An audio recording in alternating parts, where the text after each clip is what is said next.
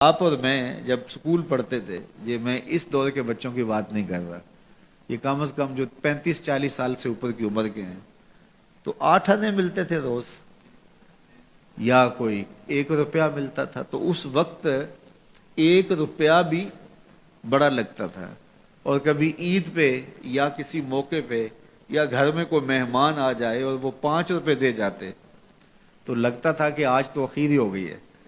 تو اس وقت 5 روپے بھی بڑے لگتے تھے، اس لیے کہ اس وقت ہمارے پاس لاکھوں نہیں تھے، تو 5 بھی بڑے تھے۔ اور آج اگر آپ کو کوئی 5 دے تو آپ اس کی طرف ہنس کے دیکھیں گے، یہ مجھے کیا دے رہے ہو؟ تو جب آپ نے لاکھوں نہیں دیکھے تھے تو 5 بھی بڑے لگتے تھے، اب لاکھوں دیکھ چکے تو وہ 5 کتنے چھوٹے لگتے ہیں۔ تو آج 60 سال بڑے لگتے ہیں، لیکن جب قیامت کا ایک دن 50,000 سال کا دیکھیں گے تو یہ بہت چھوٹا سا دن لگے گا۔ تو حضرت شیخ ختلی بولے الدنیا یومن، دنیا ایک دن ہے، وَلَنَا فِيهَا صَوْمٌ، اور ہم اس کو روزہ رکھ کے گزار رہے ہیں۔ دیکھو جنہوں نے صبح سے لے کر اس وقت تک روزہ رکھا ہے، دن تو ان کا بھی گزر گیا، بیمار بھی ہوں گے آپ میں سے کئی، شوگر کے مریض بھی ہوں گے، مریض کے لیے دن کاٹنا اور روزے سے کاٹنا اور زیادہ مشکل ہو جاتا ہے، لیکن کٹ ہی گیا نا۔ تو جب ہم روزہ افطار کر رہے ہوں گے، ٹھنڈا اور میٹھا مشروب حلق سے نیچے اتر کے رگوں کو تر کر رہا ہوگا، تو ایک عجیب طمانینت ہوگی۔ تو اگر کوئی شخص ایسا ہو جو افطار کے دسترخوان پہ بیٹھا ہو اور اس نے روزہ نہ رکھا ہو اور سستی سے اس نے سارا دن کھاتے پیتے گزار دیا ہو، تو اب جب روزہ کھلے گا تو اس کے دل میں خیال آئے گا، یہ ماڑا سا آدمی بھی تو روزہ رکھ کے سارا دن کاٹ ہی گیا ہے، تو اگر میں بھی رکھ دیتا تو یار دن تو میرا بھی گزر ہی جانا تھا۔ لیکن اس کو وہ رسمن ساتھ تو لے رہا ہوگا، لیکن اگر اس نے روزہ نہیں رکھا تو اس کے لیے اس میں کوئی لذت نہیں ہوگی، اس کے لیے کوئی راحت نہیں ہوگی۔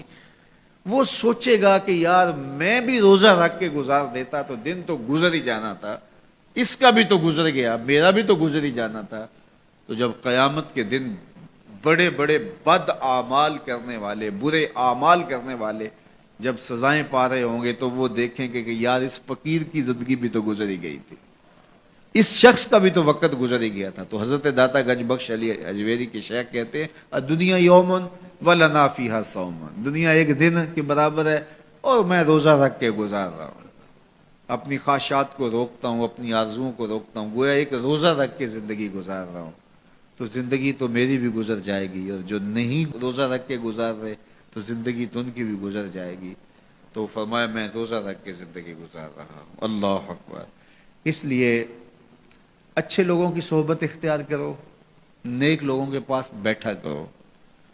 یہ میری اور آپ کی ضرورت ہے کہ اچھے لوگوں کی صحبت میں جا کے بیٹھے۔ جب اچھائی کی مجلس میں آپ بیٹھیں گے، میں بیٹھوں گا، تو کوئی خیر کی بات ملے گی جو ہماری آخرت اور دنیا کی بہتری کی ضامن بن جائے گی۔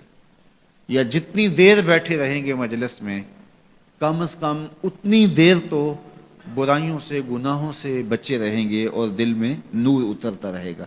اب کوئی فائدہ ہو نہ ہو تو یہ تھوڑی بات ہے کہ کانوں کو حضور کی احادیث نصیب ہو رہی ہیں، حضور علیہ السلام کے فرامین جو ہے وہ سننے کو نصیب ہو رہے ہیں، تو اس کی برکات اترتی رہیں گی، اور آپ یہاں سے اٹھ کے جائیں گے بھی حدیث رسول کی خوشبو آپ کے ساتھ ساتھ چلے گی۔ تو اسی طرح برے شخص کے پاس بیٹھنے سے یا تو برائی اثر انداز ہوگی، اور اگر نہیں ہے تو پھر نیکی اثر انداز ہوگی۔